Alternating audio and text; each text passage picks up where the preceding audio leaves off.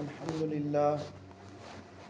لله نحمده ونستعينه ونستغفره ونؤمن به ونتوكل عليه ونعوذ بالله من شرور أنفسنا ومن سيئات أعمالنا من يهده الله فلا مضل له ومن يضلل فلا هادي له ونشهد أن لا إله إلا الله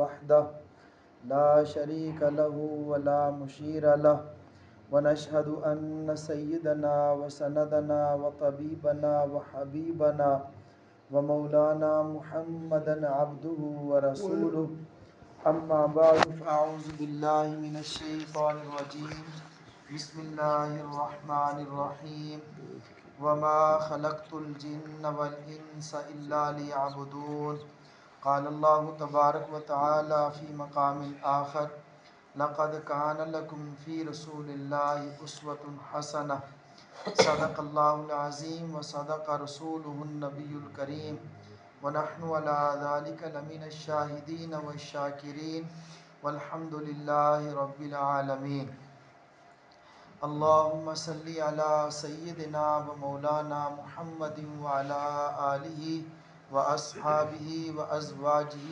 وذرياته وبارك وسلم استغفر الله تعالى ربي من كل ذنب وأتوب إليه استغفر الله تعالى ربي من كل ذنب وأتوب إليه استغفر الله تعالى ربي من كل ذنب وأتوب إليه اللہ جل جلالہ کا شکر ہے، اللہ رب العزت نے مجھے اور آپ کو حضور نبی کریم صلی اللہ تعالیٰ علیہ وسلم کا امتی پیدا فرمایا۔ اللہ تعالیٰ نے مجھے اور آپ کو زندگی عطا فرمائی اور اللہ تعالیٰ نے مجھے اور آپ کو زندگی کی تمام ضروریات عطا فرمائی۔ اللہ رب العزت کا لاکھ لاکھ شکر ہے کہ اللہ رب العزت نے مجھے اور آپ کو جینے کا طریقہ اور سلیقہ سکھایا اپنے پیارے محبوب حضرت محمد الرسول اللہ صلی اللہ تعالیٰ علیہ وسلم کے ذریعہ سے۔ اللہ تعالیٰ نے مجھے اور آپ کو پیدا کیا ہے، تو میری اور آپ کی پیدائش کا مقصد کیا ہے؟ میری اور آپ کی زندگی کا مقصد کیا ہے؟ مجھے اور آپ کو اللہ تعالیٰ نے جینا عطا فرمایا، تو ہماری جینے کا مقصد کیا ہے؟ ہماری اللہ تعالیٰ نے حیات عطا فرمائی، تو حیات کا مقصد کیا ہے؟ ایک ہوتی ہے ضرورت، ایک ہوتا ہے مقصد۔ ضرورت اور مقصد میں فرق ہے۔ ضرورت کیا ہے؟ ضرورت انسان کا کھانا پینا رہنا اور گرمی سے بچنا سردی سے بچنا، مکان رہائش کپڑا، یہ اس کی ضرورت ہے۔ اور مقصد کیا ہے؟ چند دن کی زندگی گزار کر ایسے گزارے کہ اس کی آخرت بن جائے۔ آخرت کا بن جانا یہ انسان کا مقصد ہے، ضرورت نہیں ہے۔ ضرورت دنیا کی زندگی کے اندر جتنی چھوٹی موٹی انسان کی ضروریات ہوتی ہیں وہ الگ چیز ہے، اور ضرورت بھی ہے اور ایک خواہش بھی ہے۔ خواہش اور ہے اور ضرورت اور ہے، دونوں میں بھی فرق ہے۔ فرق کیا ہے؟ کپڑا پہننا یہ ضرورت ہے، کپڑا پہننا اور یہ ضرورت ہے۔ سردی سے بچنا یہ ضرورت ہے، گرمی سے بچنا یہ ضرورت ہے۔ یاد رکھیے، ان ضروریات کا علم یا ان ضروریات کا شعور اللہ تعالیٰ نے حیوانوں کو بھی دیا ہے اور انسانوں کو بھی دیا ہے۔ ایک انسان اپنی ضرورت کو معلوم کر لے اور ضرورت کو پورا کر لے تو اس نے کوئی بڑا کمال نہیں کیا۔ اگر انسان اپنی ضرورت اس کو معلوم ہو جائے کہ یہ میری ضرورت ہے اور پھر اس کو اپنی ضرورت کو پورا کر لے تو اس کا بہت بڑا کمال نہیں ہے۔ کمال کیوں نہیں ہے؟ دیکھیے، میں اور آپ آج کل سردی ہو رہی ہے، سردی سے بچنا ہے، یہ ہماری ضرورت ہے، اور ضرورت کا ہمیں علم ہے، سردی سے بچنا ہے اور کیسے بچنا ہے۔ اس کے لیے ایک علم چاہیے، اس کے لیے شعور چاہیے۔ وہ کیا ہے؟ کمرے کے اندر جائیں گے سردی ختم ہو جائے گی یا کم ہو جائے گی، باہر جائیں گے تو سردی زیادہ لگے گی، دن کو اگر دھوپ ہے دھوپ میں کھڑے ہوں گے تو سردی کم ہو جائے گی، اگر سائے میں آ جائیں گے تو سردی زیادہ ہو جائے گی۔ اتنا شعور اور اتنا علم تو ایک پرندے اور جانور کو بھی ہے۔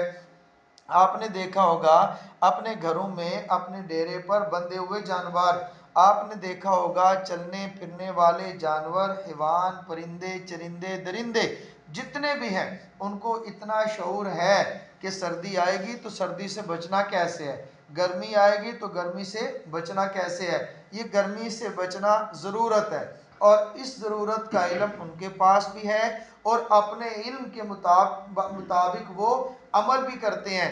ہمارے پاس بھی اتنا علم ہے، ہم نے اس علم کے مطابق عمل کر لیا تو کون سا کمال کیا۔ مثال کے طور پر ہم نے گھر بنانا ہے، یہ میری ضرورت ہے، آپ نے گھر بنانا ہے، یہ آپ کی ضرورت ہے، گھر بنانا یہ میری اور آپ کی ضرورت ہے۔ اور اتنا علم تو ایک چونٹی کو بھی ہے، چونٹی بھی اپنا سوراخ اپنا بل بناتی ہے رہنے کے لیے۔ ہاں گھر اپنا اپنا ہے، کوئی ایک کوا ہے تو کوے چند تنکے جمع کر کے وہ بھی اپنا گھر بناتا ہے، اور چڑیا ہے تو وہ اپنا گھونسلہ بنا کے وہ بھی اپنا گھر بناتی ہے، اور ایک چڑیا تو وہ ہے اللہ تعالیٰ نے اس کو اتنا علم اور شعور عطا فرمایا، میرے اپنے اندازے کے مطابق شاید بڑے سے بڑے انجینئر سارے مل کر بھی اس جیسی رہائش دنیا کے اندر نہیں بنا سکتے جتنے آج تک سائنسدان اور انجینئر مل کر انہوں نے مکان بنایا۔ تو کس پر بنایا؟ زمین پر بنایا، اور زمین پر ایسا بنایا کہ وہ 2 منزلہ 3 منزلہ تو بنا لیا، لیکن اتنا مضبوط نہ بنا سکے کہ زلزلہ اس کو متاثر نہ کر سکے، اتنا مضبوط نہ کر سکے، تیز آندیاں طوفان چلیں اور وہ ان کو خراب نہ کر سکے، لیکن جتنا بھی بنایا زمین پر بنایا، اور زمین سے اوپر کی طرف سیدھا بنایا۔ ایک چڑیا ہے وہ اپنا گھونسلہ بناتی ہے، وہ درخت کے اوپر لگاتی ہے، اور اس کا گھر الٹا ہوتا ہے اور اتنا مضبوط ہوتا ہے، میرے خیال کے مطابق اگر مجھے اور آپ کو اس کا گھر اجاڑنا پڑے، کھولنا پڑے، شاید مہینہ لگ جائے صحیح سلامت کھولتے ہوئے۔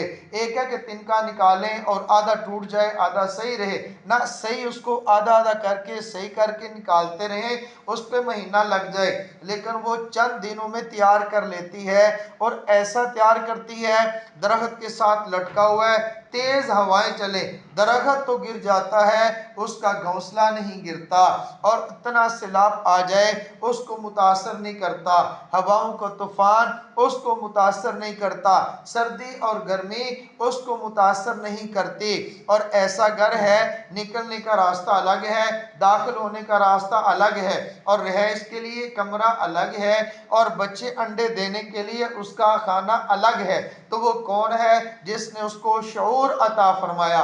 اللہ جل جلالہ نے چڑیا کو یہ علم دیا کہ آپ نے گھر بنانا ہے، یہ اس کی ضرورت تھی، اس نے اپنے علم کے مطابق اپنا گھر بنایا۔ شیر ہے اپنا کھچار کے اندر اپنا گھر بنا لیتا ہے، اور اس طرح پرندے ہیں، ہر پرندہ رات کو اپنے گھونسلے میں گزارتا ہے۔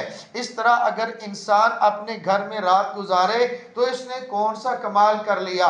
گھر بنانا ضرورت ہے، اس کی ضرورت کا علم پرندوں کو بھی ہے، چرندوں کو بھی ہے، درندوں کو بھی ہے، حیوانوں کو بھی ہے، اور انسانوں کو بھی ہے، یہ ہے ضرورت۔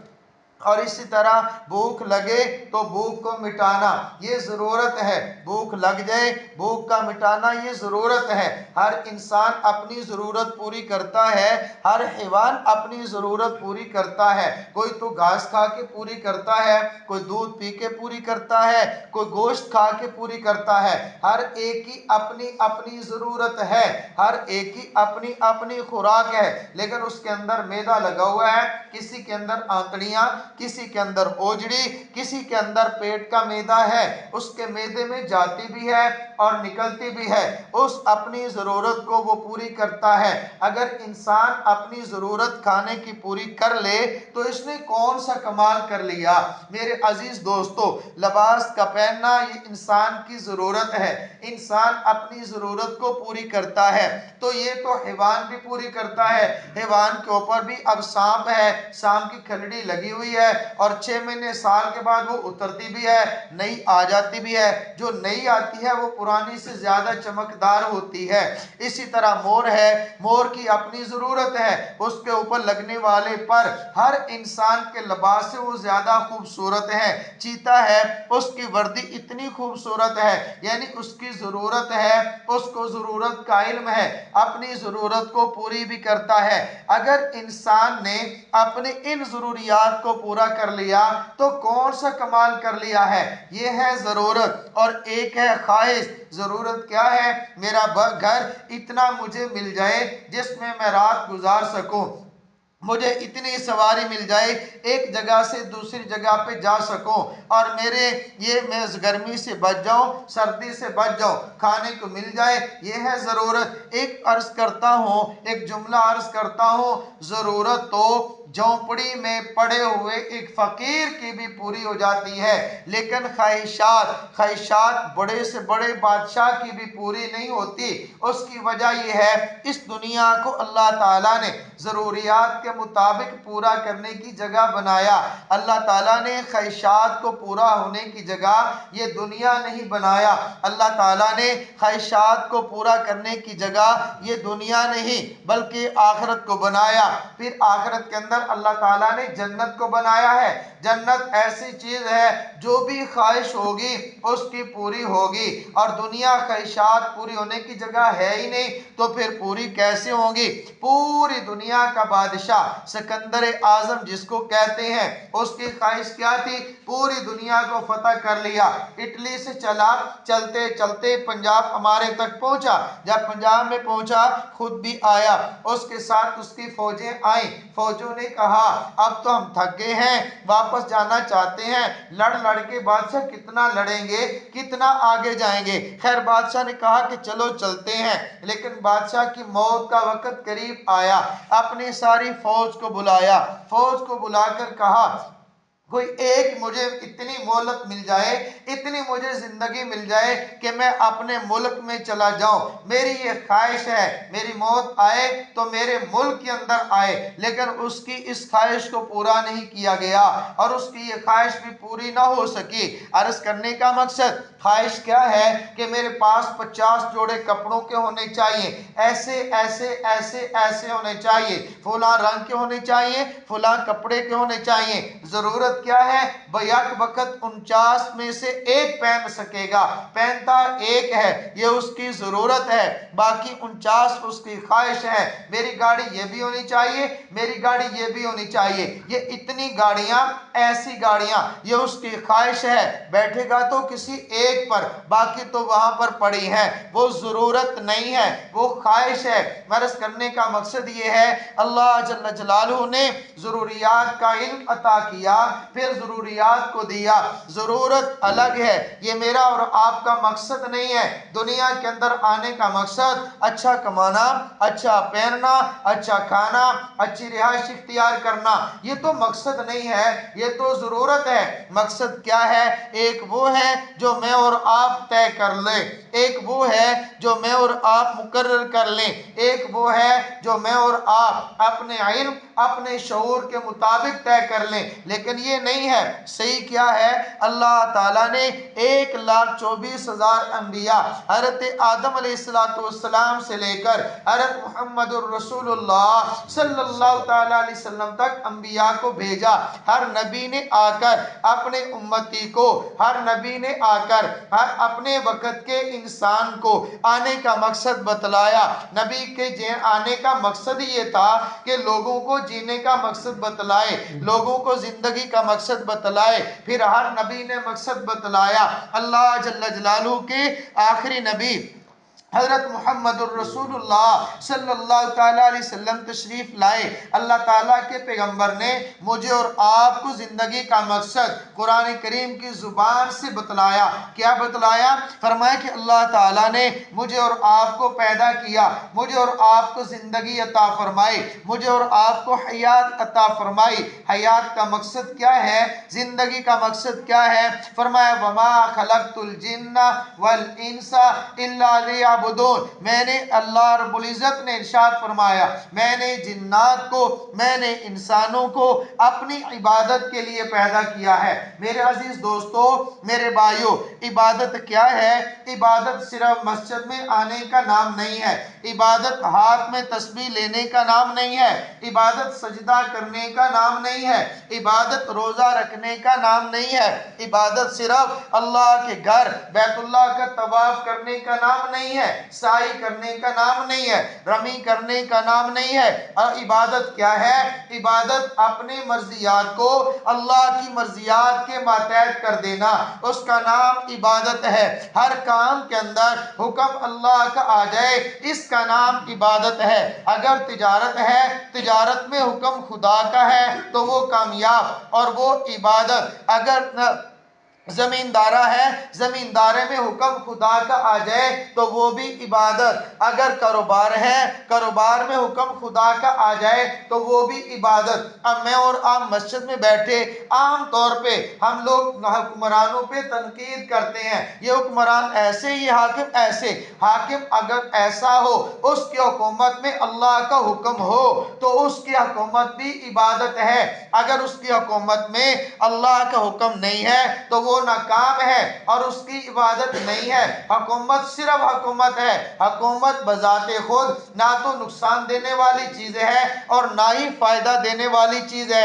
اگر اس کی حکومت میں اللہ کا حکم آ جائے تو وہ حکومت کے باوجود کامیاب ہے، اگر اس کی حکومت میں اللہ کا حکم نکل جائے تو وہ ناکام ہے۔ جیسے پوری دنیا کی بادشاہ اللہ تعالیٰ نے عطا فرمائی، حضرت سلیمان علیہ السلام کو اللہ تعالیٰ نے ایسی سلطنت، اللہ نے ایسی حکومت عطا فرمائی، انسان بھی ان کی حکومت کے ماتحت تھے، یعنی انسانوں پر بھی ان کی حکومت چلتی ہے، جنات پر بھی ان کی حکومت چلتی ہے، اور کیا ہے، دریاؤں کی مچھلیاں ان پر بھی ان کی حکومت چلتی ہے، جنات پر بھی ان کی حکومت چلتی ہے، اور کیا یہ چونٹیاں ان کی حکومت چلتی ہے۔ ایسے حاکم تھے، ان کی حکومت میں اللہ کا حکم تھا۔ حضرت سلیمان علیہ السلام کامیاب ٹھہرے، اور ان کے مقابلے میں فرعون کی حکومت ہے، نمرود کی حکومت ہے، حکومت بھی بہت بڑی ہے، لیکن اس کی حکومت میں اللہ کا حکم نہیں ہے۔ اس کی حکومت تو تھی لیکن وہ ناکام ہوا، حکومت اس کی ناکامی کا ذریعہ بنے، اس کی وجہ اس کی حکومت میں اللہ کا حکم نہیں ہے۔ اسی طرح مہاجرین مکہ حضرت رسول اللہ صلی اللہ تعالیٰ علیہ وسلم کے ساتھ ہجرت کر کے آنے والے جتنے مہاجرین تھے تقریباً وہ تجارت کرنے والے تھے، تجارت مہاجرین مکہ نے کی ہے، اتنے بڑے تاجر تھے، اتنے بڑے تاجر تھے، صرف 2 تاجروں کی بات آپ رات کی خدمت میں عرض کرتا ہوں، کتنے بڑے تاجر ہوں گے، ان کے پاس کتنا بڑا مال تھا۔ حضرت نبی کریم صلی اللہ تعالیٰ علیہ وسلم نے غزوہ تبوک کے موقع پر صحابہ کرام کو جمع فرمایا، پھر صحابہ سے فرمایا کون اللہ کے نام پہ دے گا، کون اللہ کے راستے میں مال دے گا؟ حضرت عثمان غنی رضی اللہ تعالیٰ عنہ کھڑے ہو کر اعلان کیا، یا رسول اللہ 100 اونٹ دوں گا، ساز و سامان سے بھرے ہوئے دوں گا، ساز و سامان سے لدے ہوئے دوں گا۔ میرے آقا نے فرمایا، پھر کھڑے ہوئے، فرمایا ہاں بھئی کون اللہ کے نام پہ دے گا؟ حضرت عثمان غنی کھڑے ہوئے، عرض کیا یا رسول اللہ 200 اونٹ دوں گا، ساز و سامان کے ساتھ دوں گا۔ پھر اللہ کے نبی تشریف فرما ہوئے، پھر اللہ کے نبی کھڑے ہوئے، فرمایا کون دے گا؟ اللہ کے نام پہ دے گا، کتنا دے گا؟ حضرت عثمان غنی پھر کھڑے ہو گئے، پھر کھڑے ہو کر عرض کیا یا رسول اللہ 300 اونٹ دوں گا، ساز و سامان کے ساتھ دوں گا۔ کتنے ہوئے؟ پہلے 100، پھر 200، 200 اور 100 300 ہوئے، تیسری بات 300، 300 اور 300 جمع 600 ہوئے۔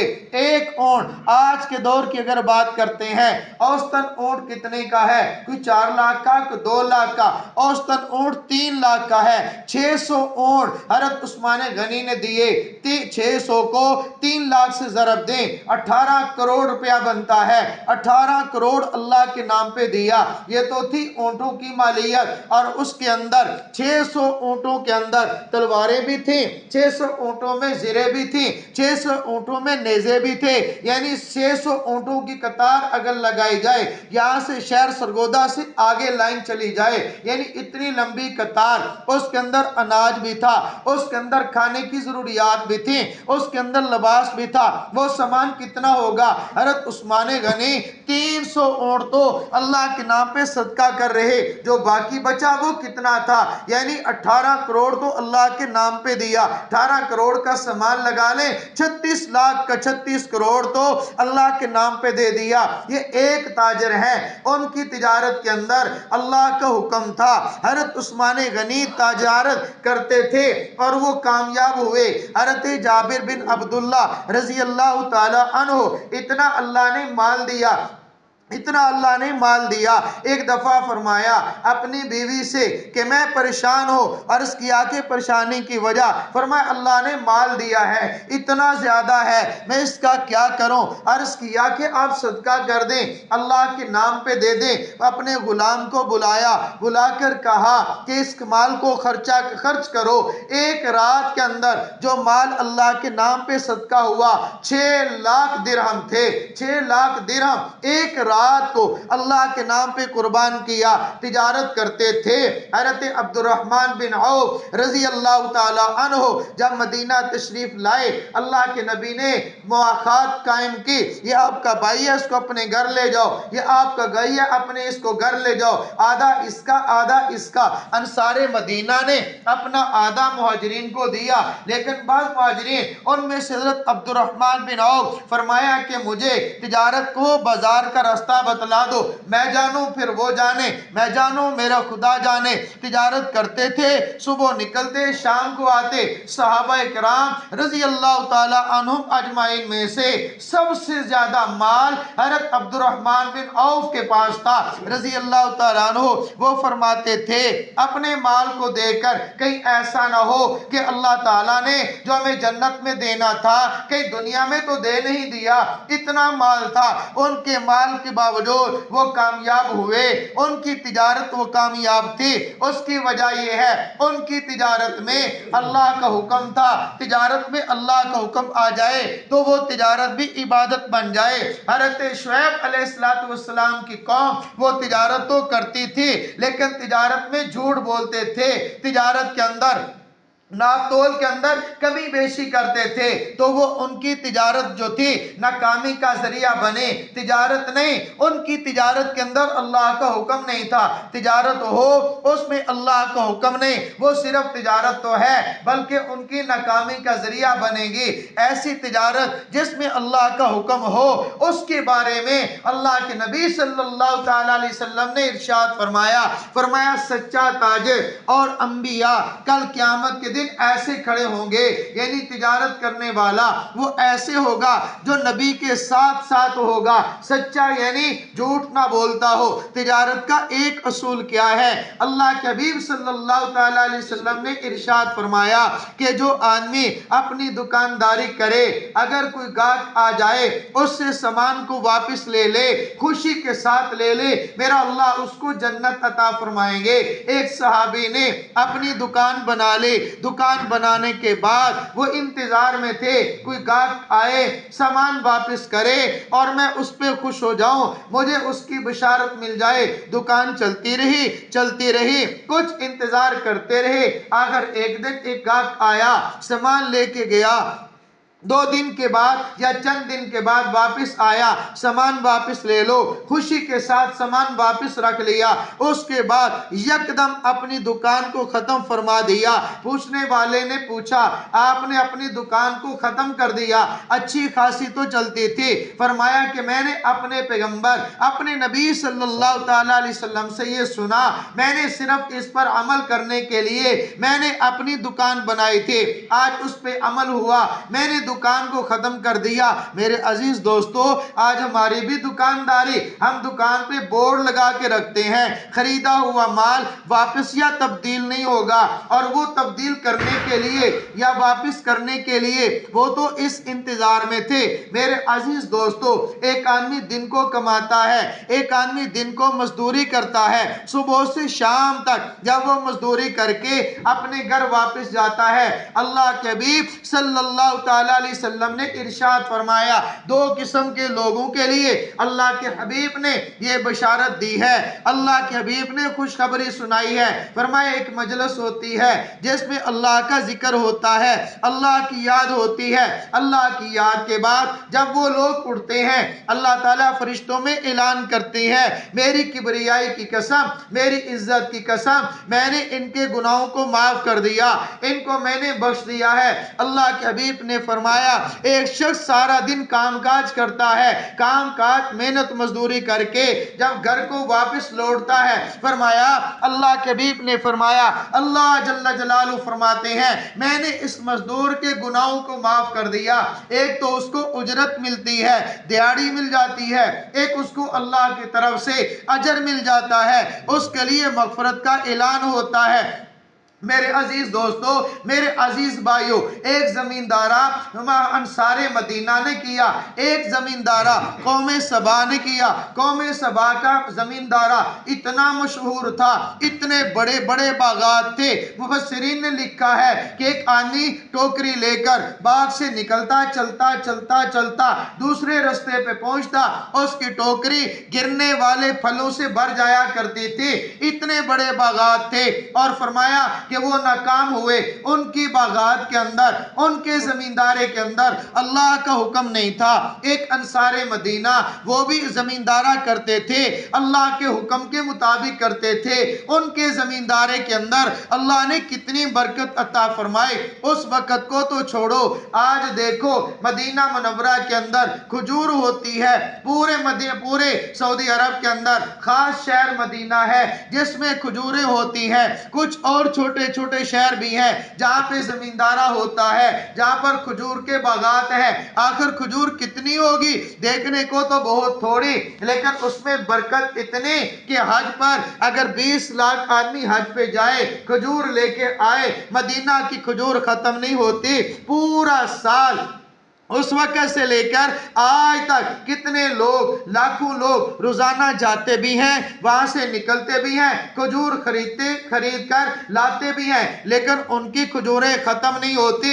ایک زمیندارہ قوم سبا نے کیا، لیکن ان کا زمیندارہ ایسا تھا جس میں اللہ کا حکم نہیں تھا، زکوٰۃ دیتے نہیں تھے، عشر دیتے نہیں تھے، اپنی فصل کا حصہ نکالتے نہیں تھے، اللہ کا حکم نہیں تھا، وہ ناکام ہوئے۔ انصار مدینہ زمیندارہ تو کرتے تھے، کیسا زمیندارہ تھا، کیسے زمیندار تھے؟ ابو جہل جب بدر میں قتل ہوا، قتل تو ہوا، کس کے ہاتھوں سے قتل ہوا؟ حضرت معاذ رضی اللہ تعالیٰ عنہ، اصل تو انہوں نے وار کیا تھا، اس کے بعد حضرت عبداللہ بن مسعود رضی اللہ تعالیٰ عنہ تلوار سے کاٹا تھا، گرا تو وہ ان کی تلوار سے تھا، گر کے کہنے لگا مجھے افسوس اس بات پر ہے، مجھے مرنے پر نہیں، قتل ہونے پر نہیں، افسوس اس بات پر ہے کہ مجھے مکہ کے کسی لڑنے والے نے نہیں کیا، کسی جنگجو نے نہیں کیا، ان مدینہ کے زمینداروں کے ہاتھوں سے قتل ہوا۔ یعنی جاتے جاتے وہ مدینہ کے زمینداروں کے زمیندارے کی گواہی دے رہا۔ عجیب بات یہ ہے میرے عزیز دوستو، عرض کرنے کا مقصد میں ہی عرض کر رہا ہوں، مقصد کیا ہے؟ عبادت کیا ہے؟ عبادت زمیندارہ کرے اس میں حکم اللہ کا ہے، زمیندارہ بھی عبادت تجارت کرے اس میں حکم اللہ کا ہے تو وہ بھی عبادت ہے، حکومت کرے حکومت میں حکم اللہ کا ہو تو وہ بھی عبادت ہے۔ اگر ایک آدمی اپنی دکان چلائے، اللہ کے حکم کے مطابق چلائے، اس میں بھی اگر اللہ کا حکم ہے تو وہ اس کا دکانداری کرنا وہ بھی عبادت ہے۔ سارا دن کمائی کرتا ہے، حلال طریقے سے کرتا ہے۔ اللہ کے حبیب صلی اللہ تعالیٰ علیہ وسلم ان کے سامنے ایک صحابی آئے، ان سے مصافحہ کیا، جب مصافحہ کیا محسوس ہوئے ہاتھ سخت ہیں، ان ہاتھوں کو قریب کیا، پوچھا یہ زخم کس چیز کا ہے، یہ نشان کس چیز کا کیا ہے؟ عرض کہ یا رسول اللہ محنت مزدوری کا نشان ہے۔ اللہ کے حبیب نے ان کے ہاتھوں کو بوسہ دیا، فرمایا الکاسب حبیب اللہ، محنت کرنے والا یہ تو اللہ کا دوست ہے، یہ تو اللہ کا محبوب ہے، اللہ سے محبت کرنے والا ہے، اگر حلال کماتا ہے وہ بھی اس کی عبادت ہے۔ عرض کرنے کا مقصد یہ ہے اللہ جل جلالہ نے مجھے اور آپ کو پیدا کیا، پیدائش کا مقصد کیا ہے؟ عبادت ہے۔ عبادت کس چیز کا نام ہے؟ عبادت اپنی مرضی کو اللہ کی مرضی کے ماتحت کر دینا، اپنی خواہشات کو اللہ کی خواہش کے تابع کر دینا، اپنی مرضی کو اللہ کی مرضی کے ماتحت کر دینا، اسی کا نام عبادت ہے۔ اسی کے لیے اللہ جل جلالہ نے 1,24,000 انبیاء کو بھیجا، ہر نبی نے آ کر محنت کی، ہر نبی نے آ کر اپنی امت کو یہ سبق سنایا، مخلوق کی غلامی سے نکال کر خالق کی غلامی کی طرف بلایا۔ اللہ کے حبیب صلی اللہ تعالیٰ علیہ وسلم نے بھی مجھے اور آپ کو یہ بتلایا ہے کہ مجھے اور آپ کو اپنی زندگی سے اللہ کی یہ عبادت کیسے بن جائے، تجارت عبادت کیسے بن جائے، اور مسجد کا آنا عبادت کیسے، سونا عبادت کیسے، جاگنا عبادت کیسے، تجارت عبادت کیسے، کمائی عبادت کیسے، زمیندارہ عبادت کیسے۔ اللہ جل جلالہ نے فرمایا لَقَدْ كَانَ لَكُمْ فِي رَسُولِ اللَّهِ أُسْوَةٌ حَسَنَةٌ، اس کے لیے میرے محبوب کا طریقہ اختیار کر لو، اس کا نام عبادت ہے، یعنی زندگی ایسے گزار لیں جیسے اللہ کے حبیب نے گزاری۔ طریقہ اللہ حکم خدا کا ہے، طریقہ مصطفیٰ کا ہے، لا الہ الا اللہ محمد الرسول اللہ، یہی تو ہم نے اللہ سے وعدہ کیا ہے، یہی تو ہم نے عرض کیا ہے، اور یہی زندگی کا مقصد ہے۔ میرے عزیز دوستو، میرے عزیز بھائیو، ضروریات تو پوری ہو جائیں گی، میں اور آپ اپنا مقصد سمجھیں۔ میرا مقصد تجارت نہیں ہے، میرا مقصد کاروبار نہیں ہے، یہ تمہاری ضرورت ہے، میری اور آپ کی ضرورت پوری ہو جائے یہ تو ہوگی۔ ہر جانور کی ہو رہی، ہر گدھے کی ہو رہی، ہر پرندے کی ہو رہی، ہر حیوان کی ہو رہی، مچھلیوں کی ہو رہی، میری اور آپ کی اگر ضرورت پوری ہو گئی تو کون سا کمال؟ کمال یہ ہے کہ میں اور آپ اپنی زندگی کے مقصد کو سمجھیں۔ زندگی کا مقصد اللہ کی عبادت ہے، اللہ کی عبادت اپنی خواہشات کو اللہ کی خواہش کے تابع کر دینا، اپنی مرضی کو، اپنی مرضیات کو اللہ کی مرضی کے ماتحت کر دینا، اسی کا نام عبادت ہے۔ یہی عبادت میری اور آپ کی زندگی کا مقصد ہے۔ پر میں اور آپ مقصد سمجھیں، ہمارا مقصد کھانا پینا اٹھنا بیٹھنا نہیں ہے، یہ ضرورت ہے میرے بھائی، یہ ضرورت ہے۔ مقصد اللہ کو راضی کرنا ہے، مقصد اللہ کی عبادت کرنا ہے، مقصد اللہ کی اطاعت کرنا ہے، حضرت محمد الرسول اللہ صلی اللہ تعالیٰ علیہ وسلم کے طریقے کو زندہ کرنا ہے۔ اللہ کے نبی کا طریقہ میری اور آپ کی زندگی میں آ جائے، اللہ کے احکام میری اور آپ کی زندگی میں آ جائے، یہی میری اور آپ کی زندگی کا مقصد ہے۔ اللہ تعالیٰ مجھے اور آپ کو اپنی زندگی کا مقصد سمجھنے کی، سمجھ کر اس پر عمل کرنے کی توفیق عطا فرمائے۔ وآخر دعوانا